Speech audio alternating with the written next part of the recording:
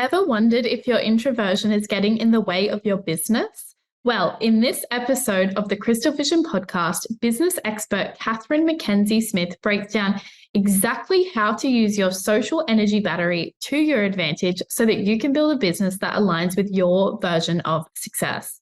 Make sure to share this episode with your fellow introverted or extroverted friends. Everyone's welcome, so that they can also apply these concepts to their career. See you in the episode.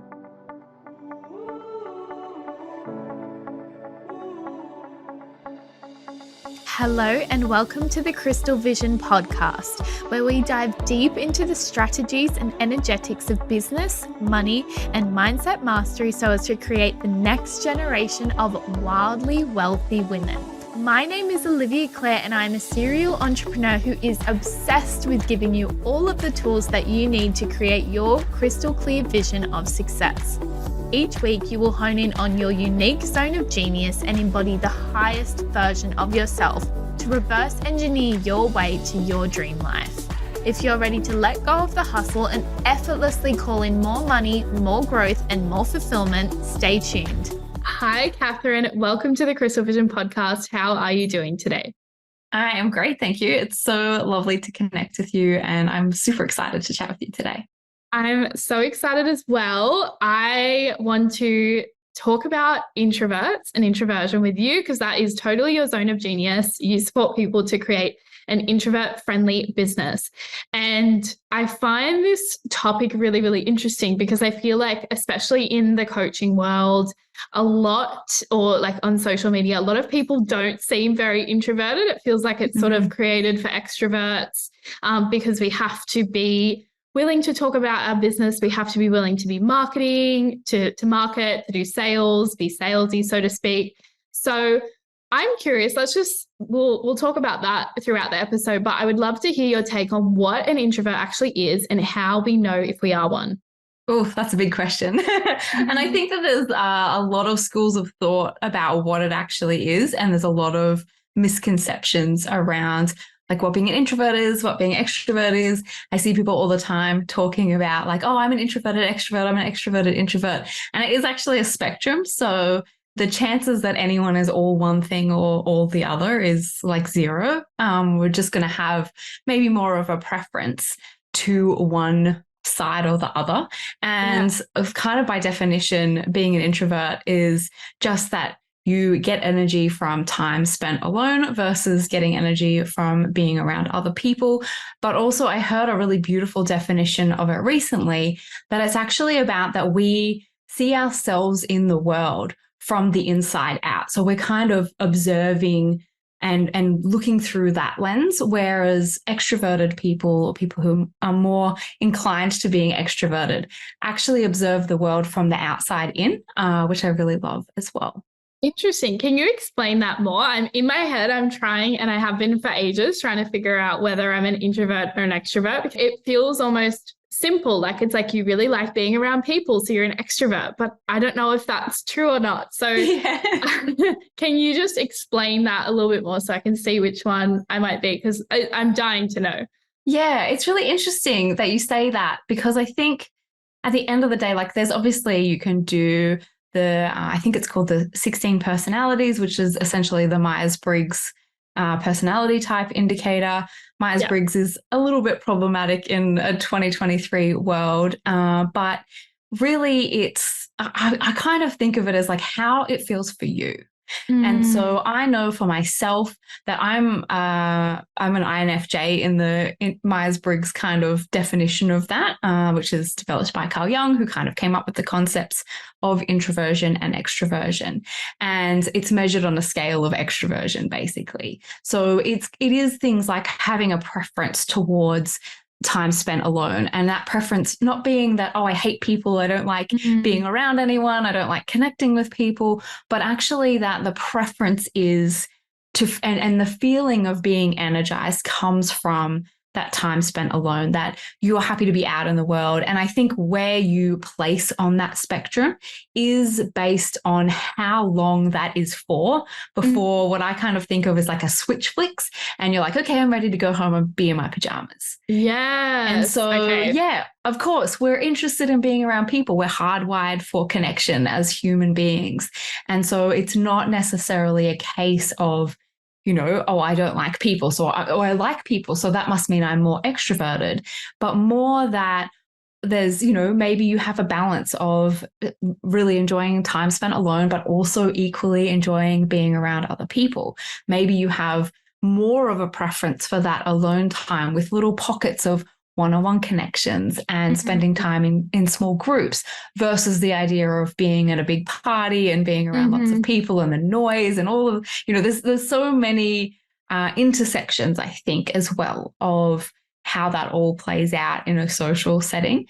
But I kind of think of it as, yeah, what your preference would be, probably you could even feel into, I kind of feel it's about like a 40-60 mix, which means that you're maybe more of an ambivert than you are necessarily one or the other, which just means you have a pretty even balance of enjoying that alone time, enjoying that time around others.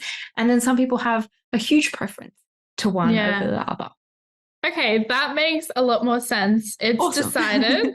I'm an extrovert. I am an ENTJ, but I think what is so helpful about what you said is, and this was the part that always confused me, was people would say, well, what brings you energy? And I am a big party gal. And that example that you gave, like how many nights a week would I rather be out with my friends versus home alone?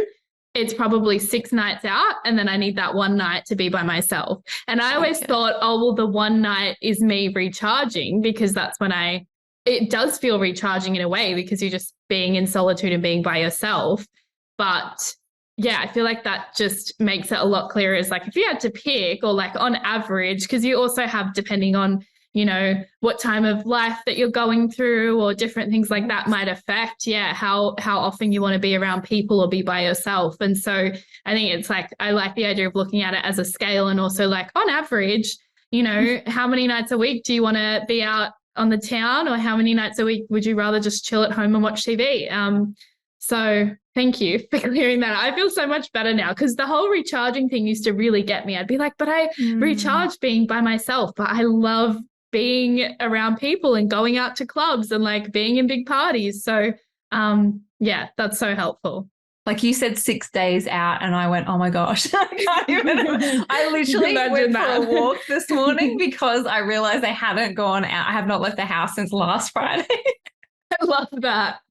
So that kind of gives you a bit of a distinction between the two. But thank you so much for asking in that way, because I think you're right. I think there's a lot of confusion in the language. And then there's obviously the kind of academic definition of it. And then the traits, the character traits that we may or may not take on as a result of that. But then you're also looking at things like, we're talking more about being neurodivergent and what that means for people.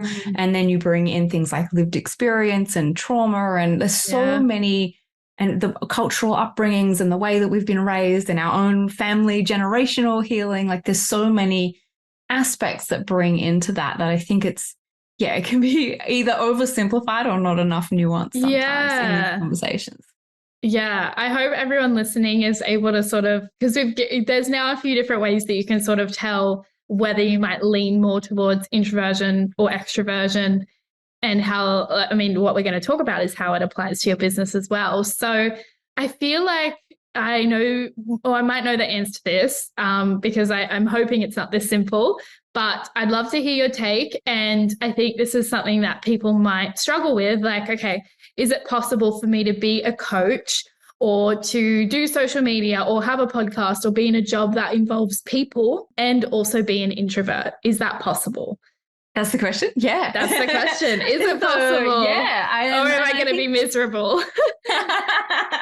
Look, this is what I talk with my people about all of the time, because I do think there is a little bit of an underlying misconception again that success looks a certain way. And I think we actually have to go down to the root of more so than like, oh, I'm an introvert, so I can't be successful. I'm an introvert, so I can't do public speaking. I mean, look at people like Oprah and Brené Brown as just two examples, Obama, like as examples of introverted people who have hugely public and successful careers doing what they do in the experts as experts. And like, that's just three people off the top of my head. But also, what is actually success for you? And the thing that I think that is an important question, not just for introverts, but for everybody, is that for so long we've been conditioned to believe that the world is telling us things that, like, rules that we should be applying to ourselves. And so the first thing that I always ask when people, I mean, I have people join my Facebook group and things all the time, and I ask them when they enter, like, what is it that you are looking to create in your business, or what would you like support with? And people say success. And it's like, let's actually work out what that means for you, not necessarily what the world is telling you that success should look like. And for more introverted people, we aren't necessarily like kind of, again, by as a broad strokes, like massive generalization, we aren't necessarily, and just in human beings, I guess, aren't all necessarily driven by external rewards. So things like follower count, financial success, those things might not fall into our scale of importance when we're deciding what success looks like for us. It might be things like getting to get up at whatever time you want in the morning, or have calls on a certain amount of days per week. It might be being able to determine your entire schedule when your whole life before you started your business was dictated by everybody else in the world telling you what your schedule had to be. So what is success? And it could just be personal fulfillment and what you're actually contributing in a meaningful way on a big worldwide scale, or in your local community, or in a one-on-one situation. So the first thing is kind of like, what is your personal definition of success? If you took away all of the external KPIs and factors, metrics that we're maybe have been conditioned to believe we think success is. And then the second thing that is really important, especially in the work that I do with introverts in their business, is actually, what do you need? What do you want your business to look like? Because I did this myself. I actually ended up kind of 2 years into my business, walking away from it for 3 years and helping my partner with his businesses, because I completely burnt myself out the exact same way that I did in my career, the exact same way that I did when I was at university, the exact same way that I did at school. And taking that time away reminded me that I'm actually creating something for myself. And the only person that can decide what that looks like is me. And so instead of following someone else's steps to success, or they're putting myself in the box that those kind of programs that are out there selling us like 6 figures in 6 months and that sort of thing, is actually, instead of trying to continue to put ourselves in a box like we've been taught all through society, how do we create something for ourselves that doesn't require us to change who we are, and instead honors our energy as more introverted people? It honors our needs and our strengths of what we actually do really well, versus, oh, I can only be successful if I do video in my business. Or successful people get up at 4 a.m. And if I don't do that, then I can't be successful. And so instead of buying into those stories and those rules, actually working out what we need, what our strengths are, and then creating businesses that align with that, and finding strategies, finding systems that support that first, instead of trying to squish ourselves all into boxes of what we think we should be doing in order to be successful. So powerful. I love the idea that it is so important, because we hear success thrown around so much, and sometimes we forget to stop and think about what that actually means for us, and how just because this person drives this car, or, has this many employees, or whatever sort of metrics, like you said, you're looking at, is that something that we really want? And as someone, I actually had this thought back in the day, because I was like, I really want a Porsche, right? Really want a Porsche. And I thought, would I want a Porsche if I had to drive into Sydney every day, park it, go and work in an office? Or would I rather drive whatever car and be able to create my own schedule, travel wherever I want? And I was like, wow, that's a no-brainer for me. Like, I love being able to do what I want when I want and travel And a Porsche would mean absolutely nothing to me if I had to work in a really tall building from 9 to 5 every single day. And some people are the complete opposite. And I think that is what is so important, is to really tune into what it is that you want, what success looks like for you, and having that awareness that there is this really big narrative being played out in our society about what success is meant to look like for everyone. So I'm so glad that you brought that up and brought that to our attention. And also that you just gave examples of people who are introverted and, you know, materialistically successful. Obama never would have guessed that he's an introvert because he's such a great speaker and such a good leader. But we so easily tend to just put everything into a box. Like introvert means doesn't like people, doesn't like talking. Extrovert means good leader, good public speaker. And it's just not true. Yeah, definitely. I think people are like, oh, that's interesting you said about Obama, but because the Oprah one is the one that gets everyone, that usually. One too as well. Like because she talks to huge people. Personality, of course. She's so interested in people's, you know, in that, when you think about it, and you think about her shows and things that she's done, like so much of what she does is actually really about intimate conversations in front of lots and lots of people. Yeah. And that's what I love about podcasting, because it's one of those things. I recently was talking to someone else on my podcast about this, and she said this, and I went, oh my gosh, that's why podcasting is so great, because you get to have this really deep and meaningful conversation, which is just like such an introvert wheelhouse. Like it's so something that we love to do. And then it can be distributed to so many people outside of that as well. So yes, it suits an introvert. So if you are introverted, you can 100% essentially, as always, do anything that you want and more, and it won't hold you back in life. So how can we actually start to honor introversion in our business or in our careers, and what might that look like on a practical level? Yeah, so on a practical level, that is, and the same for extroverts, you know, obviously we're talking about introverts, but this really goes for everyone, wherever you maybe fall or identify, whatever you know that your strengths and energy are. And it actually comes back to self-awareness. So knowing like, oh, I feel really awkward on camera, and that keeps stopping me from putting content out because I don't like talking on camera, or I don't have the ability to edit, or I don't like to, you know, send that away to someone to edit it, or whatever that might be. Having that self-awareness so that we're always putting ourselves in a position to, I don't even want to say to win, but that's kind of what's come through there, like putting ourselves in a position to thrive. And so if we're telling ourselves, I had this conversation with my group yesterday where someone had said that they know they need to do video, but they've been kind of wasting time creating beautiful content for Instagram, like pictures and graphics and things. And the moment that I kind of asked her, what would it be if that wasn't true? Like if you're telling yourself that and putting energy into, I should be doing video, but in actual fact, that's not really in alignment with where you want to be right now, what you want to be doing. And just drop that belief that that's not true, that you don't have to do video right now if that's not within your capacity.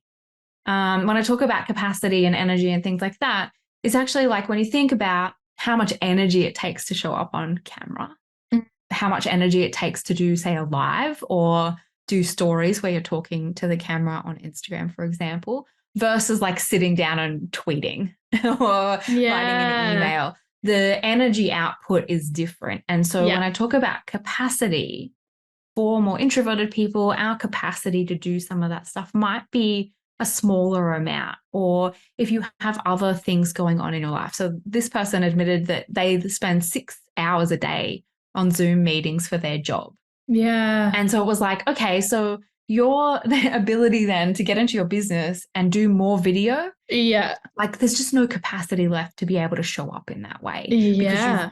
For right now, that energy is all going into your job. And then by trying to do video and do it in that way, you're then also just like, it's just rolling over. So you spent the whole day on Zoom for your job, and then you're like, oh, now I have to do more video. Yeah. And it actually makes the energy a bit off because it's like then tied to work and it feels like a burden and things.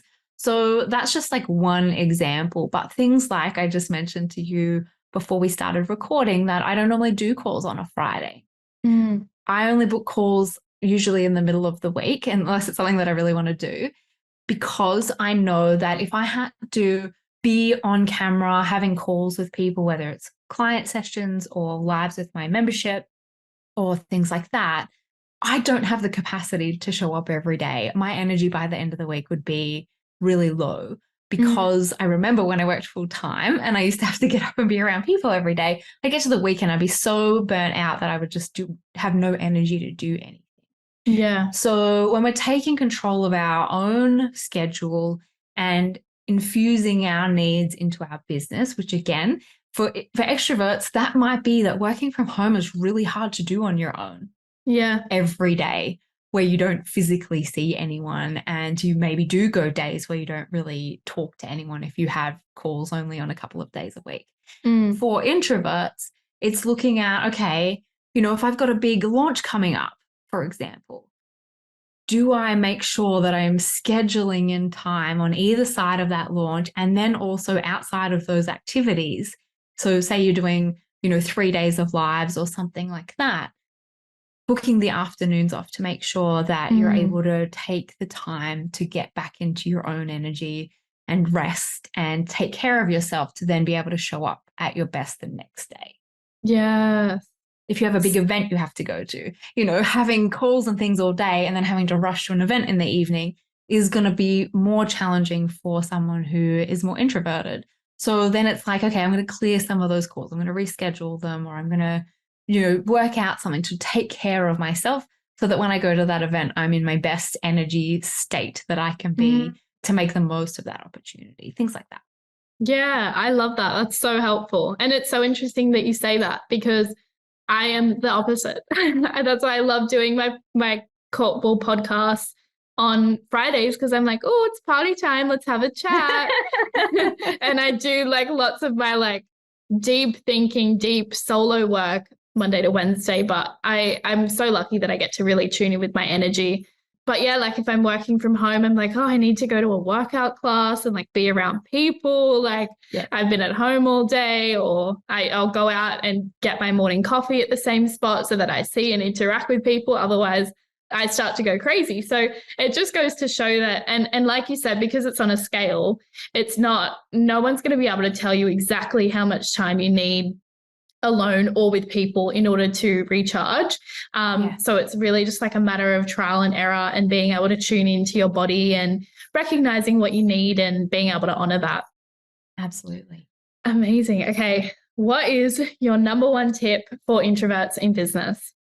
Get to pick one. Oh my goodness. Oh gosh. I feel really put on the spot by that, because I'm super opinionated and I have lots of thoughts about You can give us more than one, because I want all of it. No, because if I start, I might not stop. Yeah. So I always think of the story of the tortoise and the hare, because for so many of us, because I guess like, and this feels so contrite as a white person to say this, like that being an introvert is like not the preferred way of being in society. And so there is like a tiny, tiny marginalization of that, but it feels really contrite to say that within the context of everything else going on in the world. But because of that, so many of us grew up, especially I think millennials, where our parents were like brought up a certain way. And for many of us, we were just consistently told throughout our childhood and our careers that we needed to be more outgoing. We needed to smile more, or not take things so seriously, speak up, be more outgoing, toughen up. Toughen up was when I got all the time as a kid, because I'm also highly sensitive as well. Yeah. And it was like, you're never going to survive in this world if you don't toughen up. You're so sensitive. Or networking as well. So much conversation. You've got to be good. If you're not good at networking, you're never going to succeed. Like all of these stories. So we all have them in our own lives and our own set of circumstances of how we grew up and all of that. And I think that something I come across just time and time again is that when we are looking externally outside of ourselves, which we just do as, connected humans in the world, that's just kind of part of the hierarchy of needs, that we need to feel accepted, we need to fit in, that's part of being human, that we look externally and we think, I should be further ahead. I should be moving faster. I'm too slow. Everything takes me so much longer. It's so much harder for me than anyone else. And I'm not saying that more extroverted people don't also have that sort of stuff going on, but I always remind my people of the tortoise and the hare, that if the tortoise had looked at the hare, and I know it's a fable, but that's why we're so good at storytelling, because it works. Yeah. Had looked at the hare and gone, oh, I may as well not even bother because they're so much further ahead, or they're so much faster than me, or maybe I need to just be faster and then there's a better chance I'm going to win. That story never would have played out the way that it did. And so one thing I say that all of the time is like, be the tortoise. If you're the tortoise, if that's the way that you work, if it takes you longer to process things, if it takes you time that you want to just sit with something and think it through before you take action, if it feels like you're slow, always remember, like, be the tortoise, like embrace who you are instead of looking out and just wishing you were different, because all that is a huge waste of energy. That's just energy that you don't have the luxury of, having extra to be putting into something that is ultimately out of alignment with your natural state. And so even if you find success by trying to be something that you're not, you are going to be burnt out. You're going to have, feel that disconnect, whether it's energetically of just like, oh, I can push for so long and then I'm just going to completely fall apart, or it's building something that you hate. So similar to what you said about when we're looking at what success looks like and what we're happy to do for that.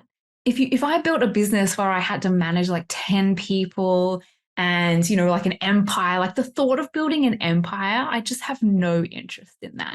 But if I was looking externally and not trying to just embrace and accept who I am, and I was just like, I've got to build this empire because that's what success is going to look like, you just end up in a place where you're going, oh, I hate everything about this. Yeah. I have it. I have it all, exactly. But I don't want it. I hate it. I can't imagine anything worse than that. And there'll be people here listening to this and going, oh my gosh, that's my dream.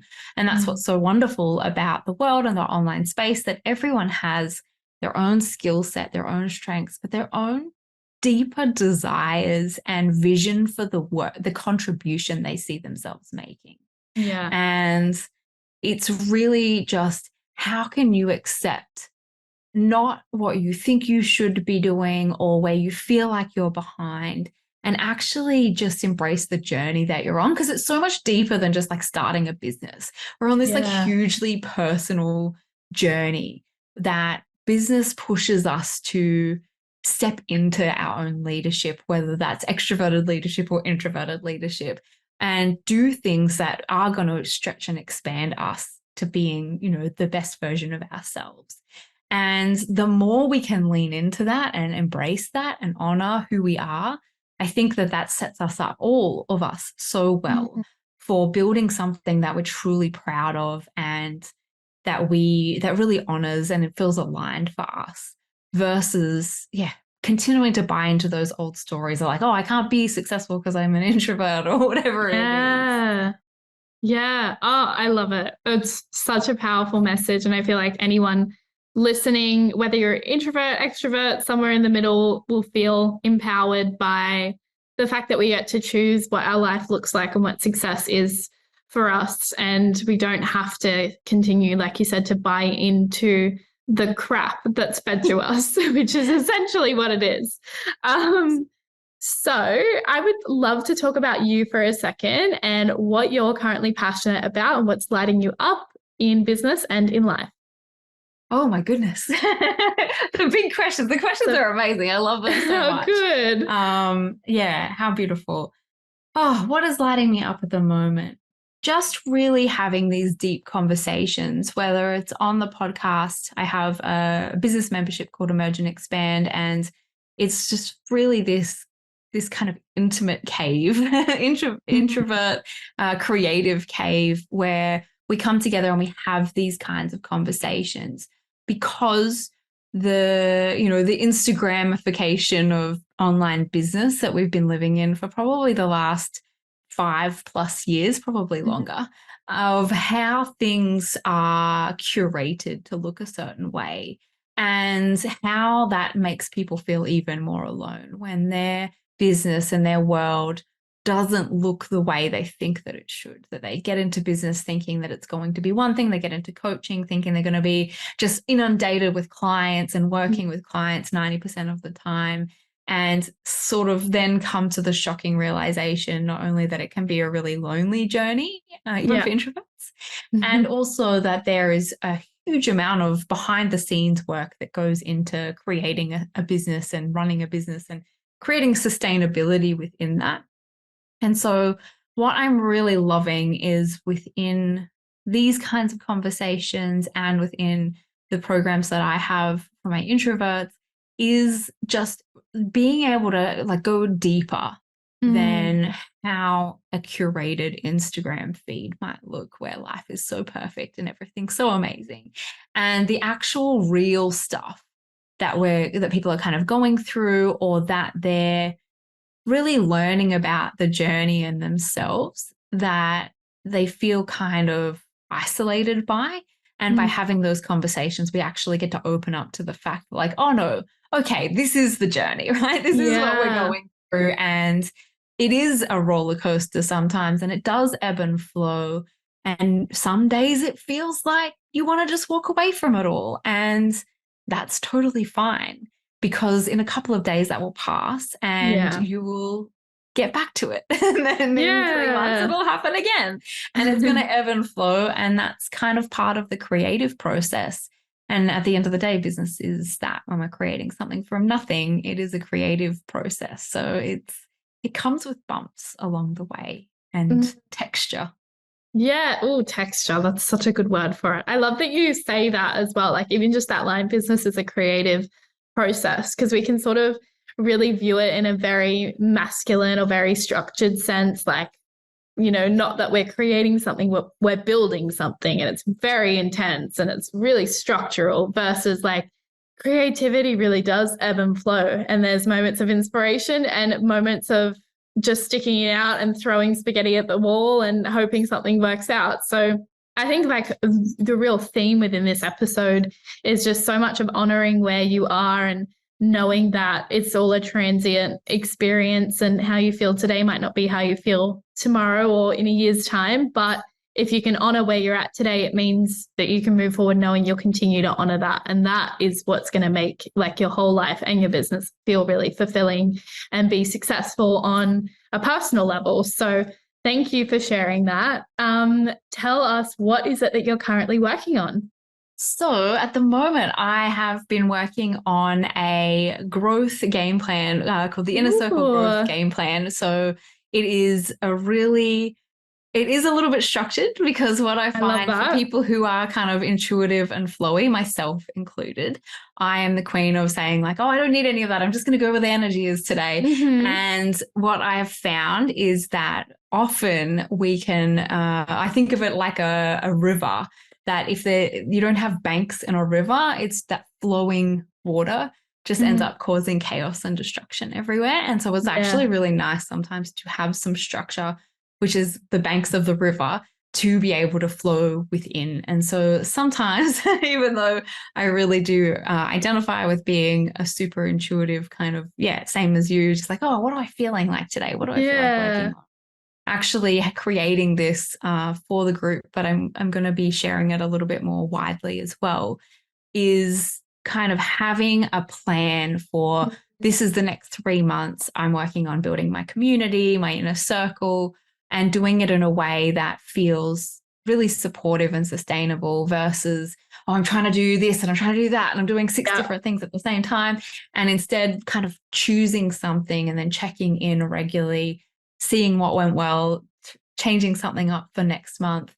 And that's what I've been working on, putting that together to be able to support people who oftentimes we're just wasting a lot of time and energy, and you can get in your head by not having a clear plan. And so it's like, okay, it's time to sit down and work in my business.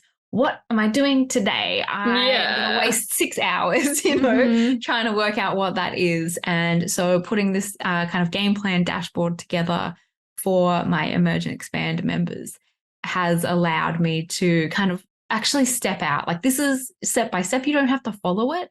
But if you do need more structure and you do kind of just need a plan, this is a great starting place for you. And I always encourage people to change things around and do what feels right for them. But it has been something that I've just really enjoyed putting together, because I do tend to be like, oh no, just do what feels right for you. And sometimes it's like, people don't know what that means. Yes. So kind of putting that together has been super fun. Oh, cool. I love that. And I think it's so necessary, even just to play with structure a little bit, right? And just be intuitive and see how structure feels. Because I feel like it was like hustle, hustle, hustle, structure, structure, structure. And now we've like flipped completely the other way. Yeah. And it's like, do whatever you want every day. And I love the analogy that you gave, because it's also like when a river is flowing, like the energy is all going to one place versus like it's just a puddle.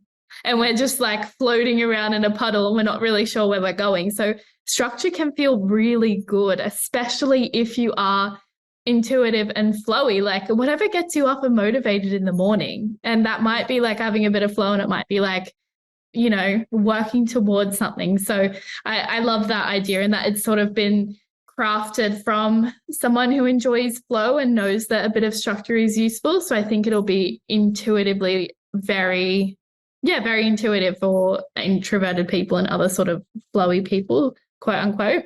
My last question is, what is your crystal vision for the future? So without revealing too much, what is it that you're working towards, so that in a few years' time, we'll be able to listen back and say, she manifested it all? Oh my goodness. I feel like you really put me on the spot today. You can just say whatever you want. I like, to be honest, I am just really loving playing in the little playground that I've created for myself right now. I'm really a massive fan of this idea of like having a cozy business and it being just like really nourishing and supportive from that place. So I like have actually really started this year deconditioning from this idea of like exponential growth, which is just such a big part of our kind of capitalist framework that we live within. And so I like, hearing that question actually made me like feel a little bit of stress, because I'm like, oh, I actually just really love what I'm playing in right now. And I would obviously, love to see that grow and to find more of my wonderful introverted folks who are looking to do business differently and who are looking to decondition a little bit from the way that we have kind of been taught that it should look like. It should be massive growth every single year. Every launch should be bigger than the last and all of that. And actually just come back to like, what are my values? What is really aligned for me? And how am I like, what am I playing with right now? And so, I honestly just don't have anything that I'm like manifesting per se, in terms of like, I'm just really enjoying embracing the present and playing in the playgrounds that I've created to invite people into, without any fixation on an outcome or what that's going to look like in a few years, which feels counterintuitive as a coach to be like, oh, I don't actually have something massive right now that I'm working towards. I'm just trying to let go of some of that need for control and just keep showing up every day in the way that feels right for me. I love that. Sorry, I feel like I didn't answer that question. No, you did. It's actually interesting. I've been doing this podcast for I think over a year now. And the past few months, I've been seeing a lot more of that. And people say, I just don't have one. I'm having fun right now. I'm loving it. And for the past 6 months, I have not had any goals in my business personally, because I'm like, I don't know, it's just doing its thing. I don't feel a need to micromanage or to work towards something specific, because it's just doing its thing. And right now that feels good. And it is so hard because there's so much conditioning around, what are you doing in these 3 months or in this 6 months to like put you 10 years ahead of everyone else. And being able to sit back and be like, I'm good for a little while. Like it's just there is something so relaxing and refreshing about that. So I totally relate to what you said. And I think a lot of people at the moment are just taking time. Maybe it's a post-COVID thing, or I'm not sure, but there's just something nice about being able to slow down and just like be present and be grateful for what already has been created without already wanting to move on to the next thing. I love that. And I'm so appreciative that it's not just me feeling like that. Because until you asked the question, it hadn't really occurred to me that that was where I was at right now. And yeah, I think I'm talking at the moment with people about this kind of like get out of your head, get into action. You know, for people who do find themselves not being able to move forward or take action or do the things they know they need to do out of whether it's fear or lack of clarity or just actually needing to step back and reevaluate everything. Because we've just for so long allowed ourselves to go with the flow of what everyone else is doing or what society is doing or what the trends are, you know, what's trending right now and all of those things. And I think I agree with you in terms of like in a post-COVID world, having the space to be able, even just for that small amount of time, to be able to reevaluate how much of our identity is tied to some of those external factors and actually start to unravel some of that to come back to, okay, but what does that look like for me? And how, like, where can I let go of some of those identities or those goals that I've been pushing toward? Like, it always just feels so pushy and not natural and counterintuitive to the way that the earth works, the way that the seasons work, and the way that as humans, if left to our own devices, I think we would work totally differently than the way we've been pushed into, like, you must be striving towards something. Otherwise, you'll never be successful. I just hate that so much. Yeah, I know. It's time for a new paradigm. Definitely. Oh, definitely. Is there anything I didn't ask you or any downloads coming through that you want to share with our audience? I think so. I've loved this so much. I've really enjoyed chatting with you, and your questions are just so deep. I love it. Oh, good. I'm so glad. It's always like the best compliment when you're interviewing someone when they say your questions are good. So I'm soaking that up and will for the rest of the day. I love that. Where can people find you so that they can work with you? They can get some more tips for how to approach their business in a way that feels really good for them. They can stalk you. That will be me after the episode's done. Let us know, and we'll pop everything in the show notes as well. Sure. So my name is very long, if you noticed that, but my website is katherinemackenzie-smith.com. And that's kind of where the hub of where everything is. But probably the easiest way to find me is on social media at miss_KMS. So I'm on Instagram. I'm on TikTok. Where else am I under that hashtag handle? And Threads, which I've just gotten into last night. Yes, I was playing with that this morning. It's a little bit addictive. Yeah, everyone's enjoying it. Everyone's like, haha, sucked in Twitter. This is the new place to be. It's so fun. It's so fun when everyone, like, it's kind of like not a fad. We'll see how long it plays out, but it's like everyone's on the same thing and we're all in the same spot and we're kind of like connecting that way. So yeah, I don't know when this episode will come out, but we're recording like the day after Instagram introduced Threads. So it'll be interesting to see where it is in a few months. Definitely. I've been skeptical about some of the others that have popped up, but I think that, you know, as much as I don't like Mark Zuckerberg, I kind of think he's got it figured out. And if anyone can make a better Twitter, you know, or a more popular Twitter, it's probably. Yeah. We'll see how it goes. And you also have a podcast, don't you? I do, yes. My podcast is Emerge and Expand. Thank you for the reminder. It's Emerge and Expand. So for anyone who's listening to this and wants to check that out afterwards, just search Emerge and Expand on your podcast platform. It's on all of them. So thank you for the reminder, Olivia. Of course. No, I was just thinking, I was like, because I did my due diligence. I can never say that. Every time I chat on a podcast, I try and say it doesn't work. But I did my research before the episode and I was like, wait, she has a podcast. Like introverts are going to want to listen to her. So, and then I was like, in my head, like the thoughts that happened in that second before I said that, I was like, what if that was not her podcast and she was a guest on someone else's and now I'm going to embarrass myself. So anyway, I'm glad I asked. So everything will be in the show notes, a link to Katherine's website and her social media so that you can go and hang out with her and get some more tips and tricks for your business. But thank you so much for being on the show and being so open and vulnerable and sharing with us. I just loved being able to chat with you and get to know a little bit more about how you operate in your business. And I hope everyone listening got as much value out of this episode as I did. So thank you so much again for coming on. Oh, thank you again so much for having me. I just loved it so much. Awesome. Okay, I will see everyone in the next episode of the Crystal Vision podcast. Bye.